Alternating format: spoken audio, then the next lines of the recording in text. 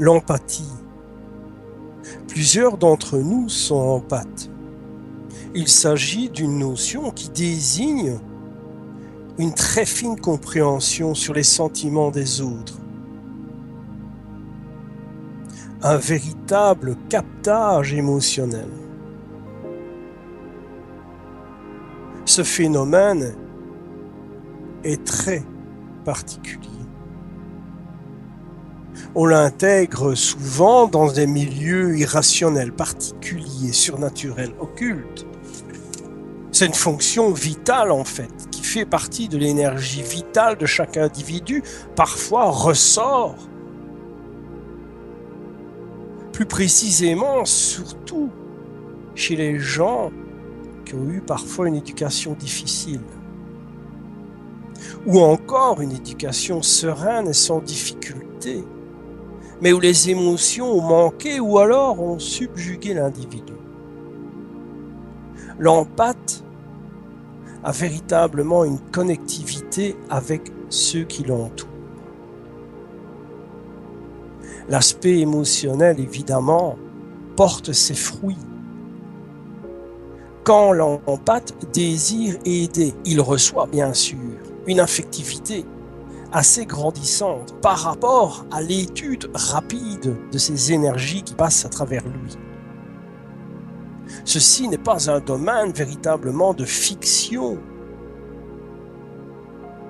ou d'amusement. Beaucoup d'entre nous se sentent concernés mais très perdus. Car tout ça est souvent tourné dans une forme de ridicule ou d'incompréhension par les autres.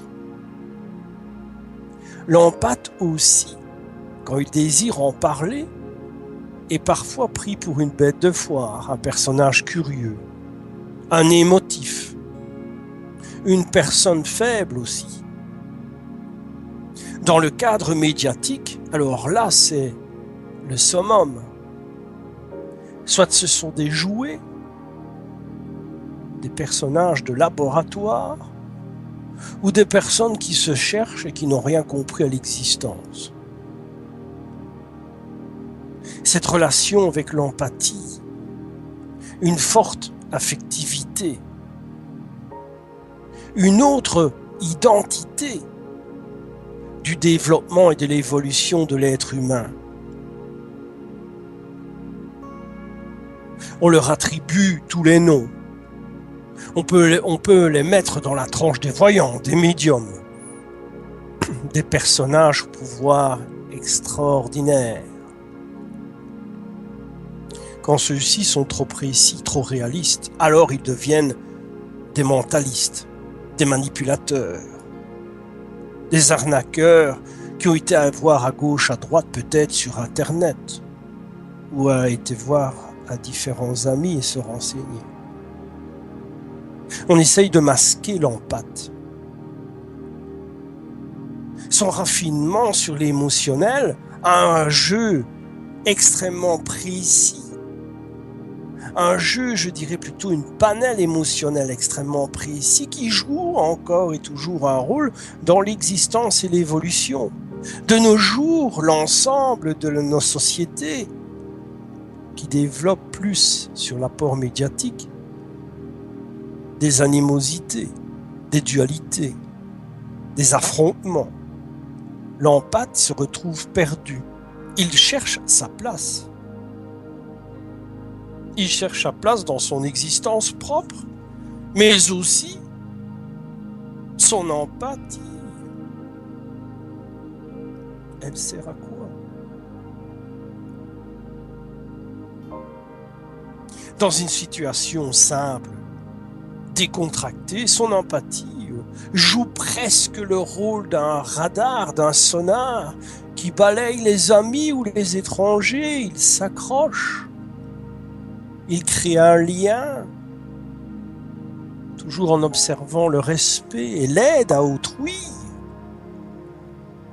Mais si son entourage devient récalcitrant, nocif, il ne sait plus trop comment faire, comment trouver l'attitude adéquate. Il se sent un petit peu submergé par des émotions de détresse, de colère, d'espoir. Il pourrait peut-être donner, si nous pourrions dire, la main aux indigos. Mais tout cet ensemble, empathe, indigo, enfant de lumière, tous sont dans le grand océan émotionnel. Quel rôle peuvent-ils jouer de nos jours? Garder le fanion de la fierté, de l'émotion, de sa valeur, de son authenticité. Peut-être aussi les gardiens, après un conflit, un affrontement, de retrouver tout doucement la sérénité et la paix à travers l'empathie. Réflexion très difficile.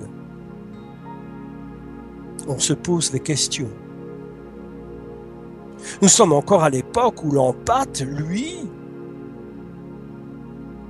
est un personnage énigmatique,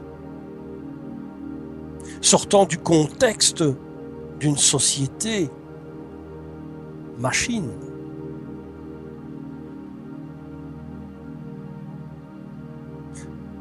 Les empathes ont peur parfois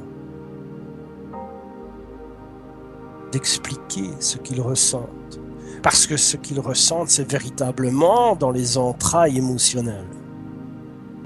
Grande difficulté dans un monde qui tourne à l'envers et doucement s'écroule. Il faut peut-être aller voir justement dans l'évolution. Quel gène entraîne cette empathie? Quelle structure moléculaire? Quelle association psychologique? Nous ne sommes pas loin du phénomène d'intégration. L'intégration analyse également l'ensemble émotionnel et recherche les émotions qui sont perdues, noircies. Elle obtient à travers le temps différentes séquences temporelles pour aider par l'empathie. Ce n'est pas une fiction. Tous les jours, vous en croisez à côté de vous. Vous vivez peut-être avec certains. Ce ne sont pas des extraterrestres. Vous ne les verrez pas dans les feuilletons Ice-Fi. Vous ne les verrez pas dans Star Trek. Ce sont des humains. Sensibles. Ils créent leur empathie du mieux qu'ils peuvent, à travers un art, une peinture, l'écriture. Des petits groupes de discussion, comme j'ai connu il y a de nombreuses années. Je devais avoir 10-12 ans. J'ai rencontré un tas de personnes. Des gens qui croyaient aux ovnis, des gens qui croyaient à la magie, des gens qui croyaient à la sorcellerie, des gens qui se posaient des questions sur les phénomènes paranormaux qu'un individu peut produire. Bon, j'étais jeune.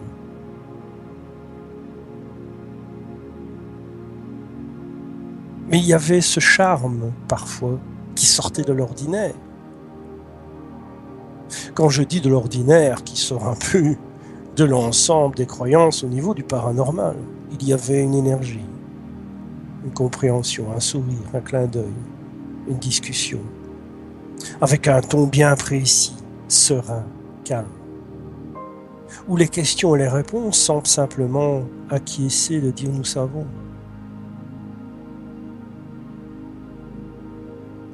L'empathe ne peut surtout pas être pris dans la folie des hommes comme une arme, leur demandant de savoir, de comprendre, d'analyser un ennemi.